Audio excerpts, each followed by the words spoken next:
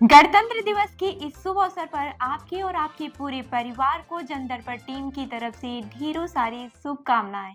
बिहार के मोकामा का लमदा गांव, यहाँ की मिट्टी में जो कहानी दबी हुई है वो किसी फिल्म से कम नहीं है। यही वो जगह है जहाँ एक कच्चे मकान में रहते थे अनंत सिंह। लेकिन ये कोई आम मकान नहीं था, इसकी दीवारों में छोटे छोटे छेद थे जिनसे हर वक्त राइफल की नालें झांकती रहती थी। रात में टॉर्च की रोशनी चमकती थी। ये रोशनी दुश्मन और दोस्त में फर्क तय करती थी। दोस्त हुआ तो बच गया और दुश्मन हुआ तो गोली। आपको मैं बता दूं कि 1998 से 99 की लोकसभा चुनाव के दौरान वरिष्ठ पत्रकार ज्ञानेश्वर जब कवरेज के लिए वहां पहुंचे तो उन्होंने अनंत सिंह के घर की यह अजीब दुनिया देखी। अनंत सिंह, जिन्हें लोग छोटे सरकार कहते थे, उनकी दबंगई और दहशत का आलम ये था कि उनके इलाके में परिंदा भी पर मारने से पहले सोचता था। अनंत सिंह का यह दबदबा केवल राइफलों और फायरिंग तक ही सीमित नहीं था।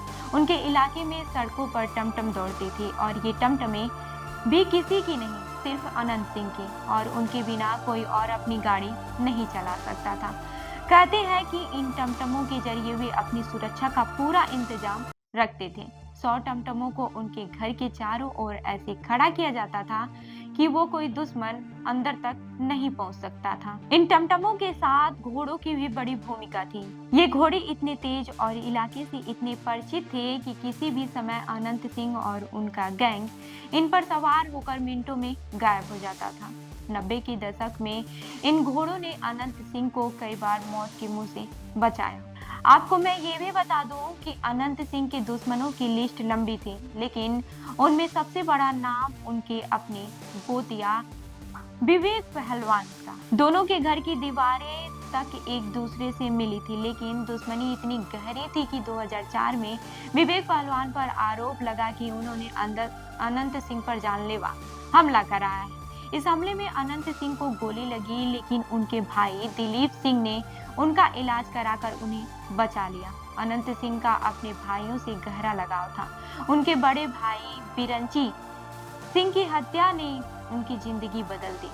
वे बदले की आग में जलने लगे और आखिरकार उनके भाई के हत्यारे को मार गिराया। एक समय ऐसा भी था जब अनंत सिंह का मन दुनियादारी से ऊब गया था। वे अयोध्या और हरिद्वार में साधु बनने की कोशिश कर रहे थे, लेकिन किस्मत को कुछ और ही मंजूर था।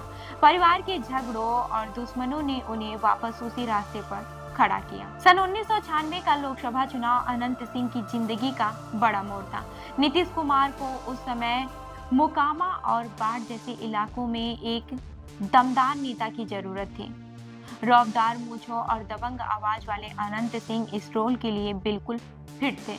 उन्होंने नीतीश की मदद की और राजनीति में कदम रखा। राजनीति में आते ही अनंत सिंह का कद बढ़ने लगा। मोकामा से विधानसभा चुनाव जीतकर वे छोटे सरकार बन गए, लेकिन राजनीति में आने के बाद भी उनका दबदबा और दबंगई जस की तस बनी रही। वहीं 2007 की बात है, जब लालू यादव के जानवरों के मेले में अनंत सिंह ने लालू का घोड़ा खरीदने की ठानी। हालांकि लालू उन्हें अपना घोड़ा बेचने वाले नहीं थे, लेकिन अनंत सिंह ने किसी और के जरिए घोड़ा खरीद ही लिया। यह उनकी शख्सियत की झलक थी। वहीं 90 के दशक में आयोजित होने वाले चर्चित सीपीएम यानी कि चावल प्याज मटन भोज में अनंत सिंह की जिंदगी की कई कहानियां खुलती थी। ये भोज केवल खाने पीने का नहीं, बल्कि उनकी ताकत और रुतबे का प्रदर्शन होता था। फायरिंग और गैंगवार की घटनाओं के बीच अनंत सिंह का नाम आज भी चर्चा में रहता है। हाल ही में उनके समर्थकों और दुश्मनों के बीच हुई फायरिंग ने एक बार फिर से उनके पुराने दौर की याद दिला दी। अनंत सिंह ने इस घटना पर ट्वीट कर लिखा, जिनके साथ हो महाकाल, काल उनका क्या बिगाड़ेगा। वहीं अनंत सिंह की कहानी यही नहीं खत्म होती है।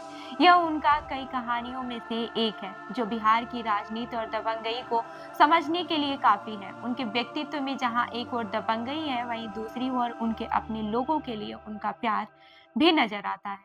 बिहार की छोटी सरकार की यह कहानी हर बार एक नया अध्याय जोड़ती है। तो इस कहानी पर, इस अनंत सिंह की कहानी पर आपका क्या कहना है, हमें जरूर बताइएगा। मैं उर्वी आपके साथ, और आप देख रहे हैं जनदर्पण न्यूज। धन्यवाद।